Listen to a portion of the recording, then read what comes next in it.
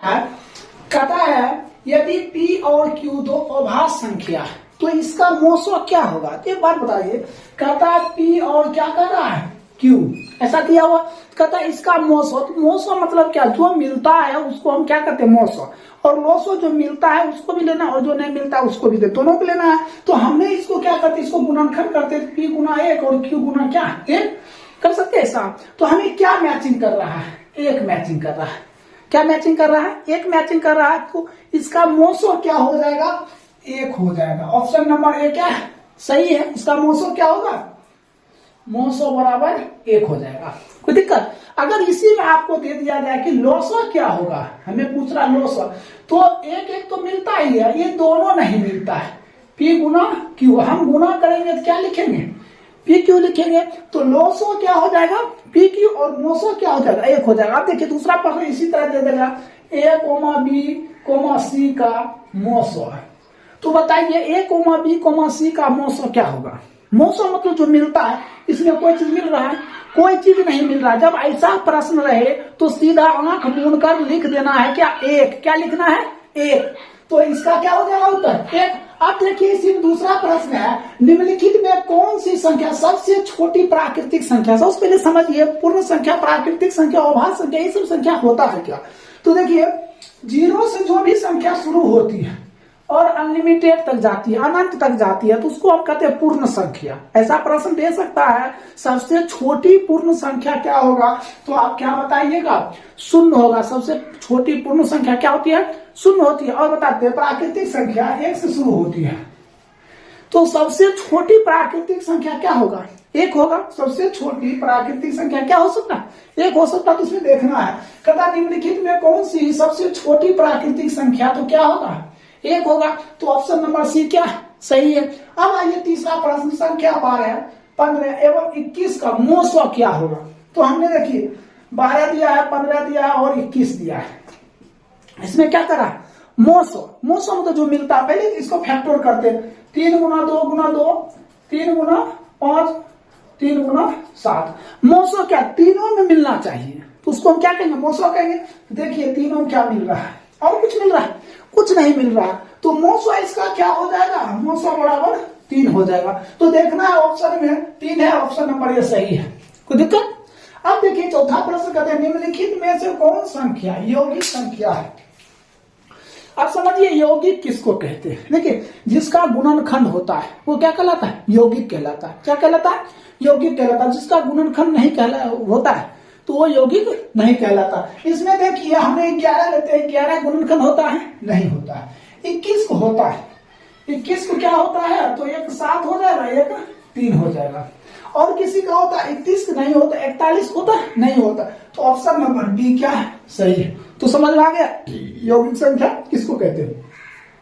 18 तथा 72 का मोसो, 18 और 72 का मोसो। देखिए 18 और 72 का, तो सबसे पहले हम 18 का फैक्टर करते हैं, गुणनखंड करते हैं। तो क्या हो जाएगा, 3 गुना 3 गुना 2, और 72 करते हैं 2 गुना 2 गुना 2 गुना 3 गुना 3।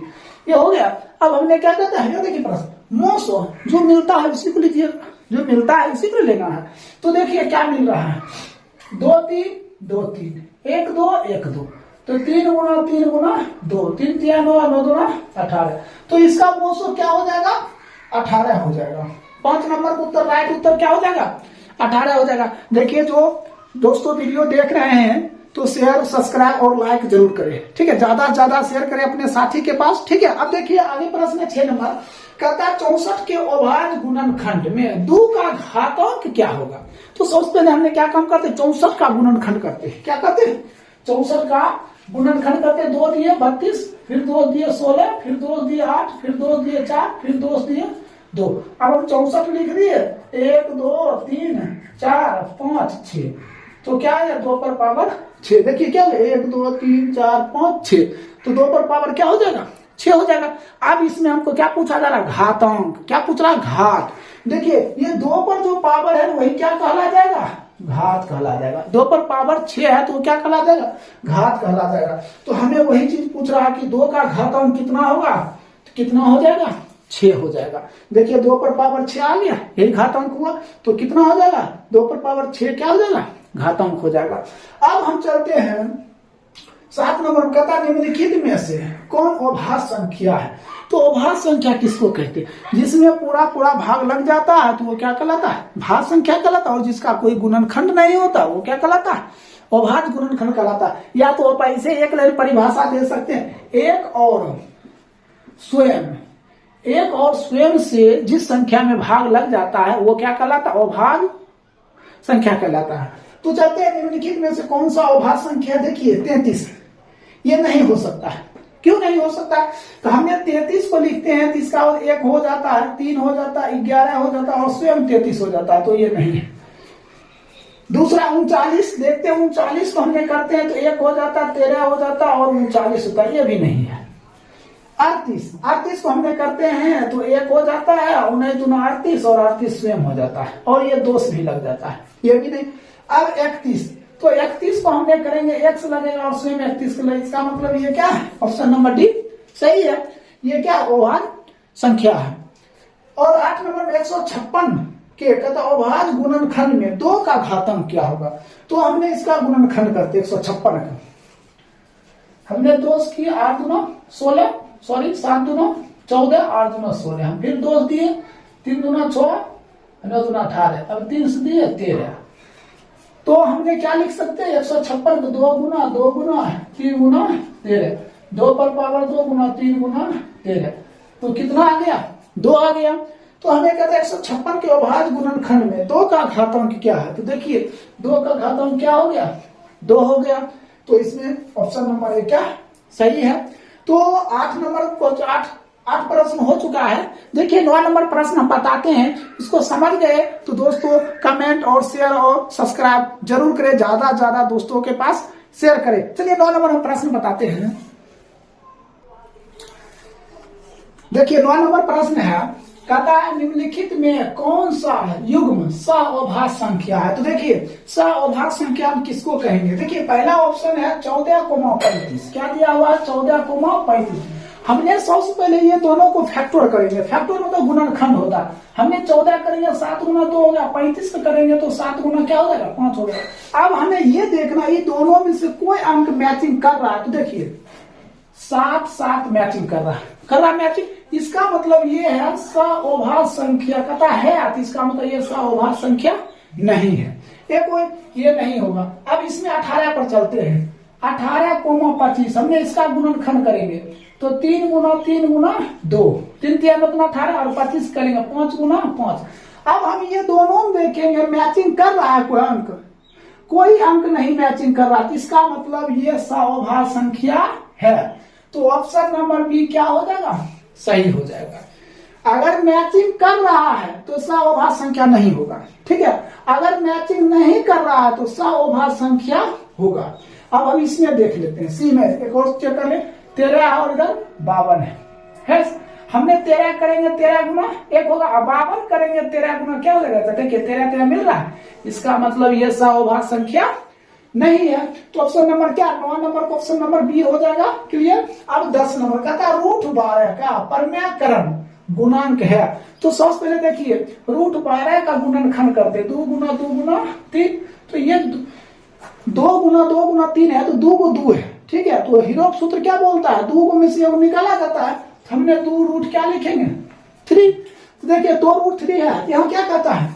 परमेयकरण गुणांक है। तो देखिए ये जो है ना ये 2 हो गया परमेय और इसका गुणांक कितना है? √3 है, तो उत्तर हो जाएगा क्या? √3। तो कहीं देखिए √3 है तो देखिए ऑप्शन नंबर ए क्या होगा? सही होगा, ऑप्शन नंबर ए सही है।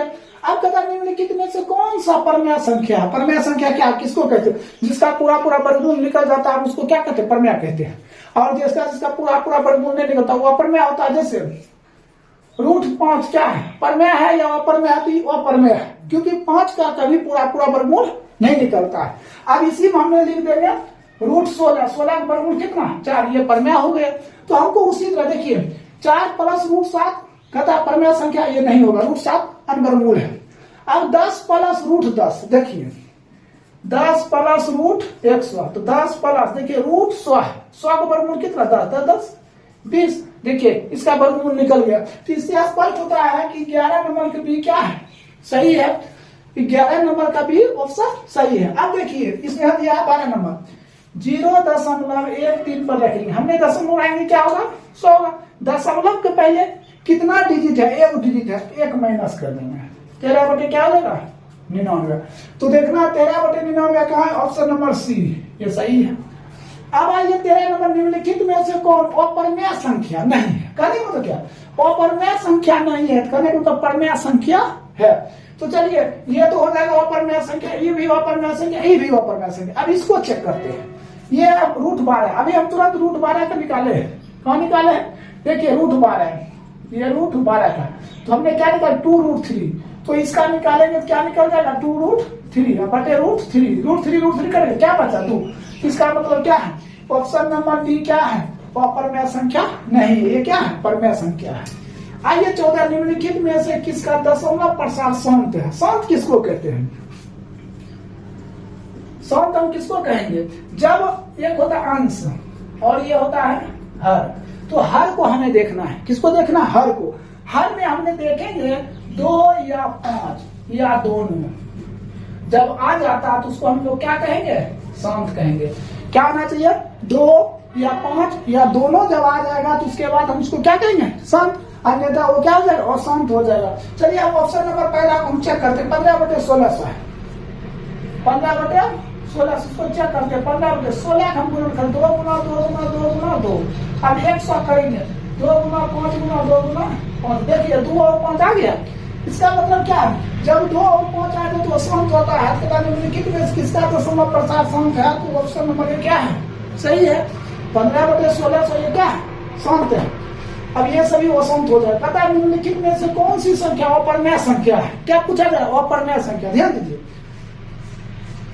ये परमेय संख्या है और ये भी क्या है परमेय संख्या है और ये भी क्या है परमेय संख्या। इसको चेक करते हैं, दिया है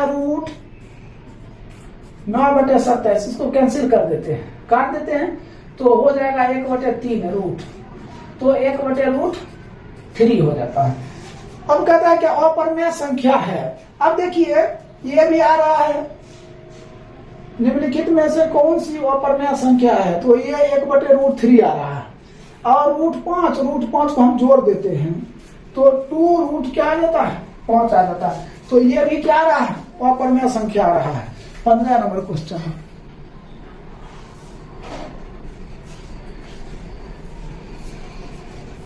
निम्नलिखित में कौन सी अपरमेय संख्या, देखिए ये भी अपरमेय संख्या है और ये भी क्या है अपरमेय संख्या है, तो दोनों अपरमेय संख्या है, तो हमने सी में टिक लगाते हैं, सी क्या है अपरमेय संख्या। जब ऐसा आवे तो दोनों क्या है अपरमेय संख्या, क्वेश्चन थोड़ा दिक्कत है, दोनों अपरमेय संख्या हो जाएगा।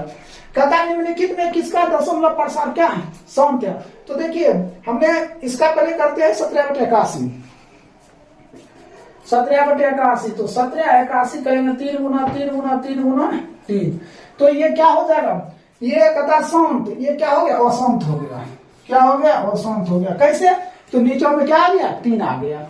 चलिए अब 41 तो अशांत हो ही जाएगा, ये भी अशांत हो जाएगा, इसका फैक्टर 3 आ जाएगा अशांत। अब इसको चेक करते हैं 19/80, तो 19/80 का 80 करेंगे क्या होगा 2 गुना 2 गुना 2 गुना 2 गुना 5, देखिए नीचे में क्या 2 और 5 आया, तो 2 5 आएगा क्या होगा शांत होगा, तो ऑप्शन नंबर डी क्या है सही है। तो इस तरह 16 नंबर कंप्लीट हो गया। आप 17 नंबर से बताते हैं, इसको नोट कीजिएगा, कर लीजिए। देखिए 18 नंबर प्रश्न है, कहता 0.105, तो सबसे पहले हमने 0.105 में दशमलव उड़ा देंगे, कितना हो जाएगा 1000, कोई दिक्कत। अब देखिए 1000 हो जाएगा, तो हमने सबसे पहले इसको कैंसिल करते काटते हैं 5 से, तो 5 से काटेंगे तो 21 और इसको 5 से काटेंगे 200, तो 21 बटे हो गया 200।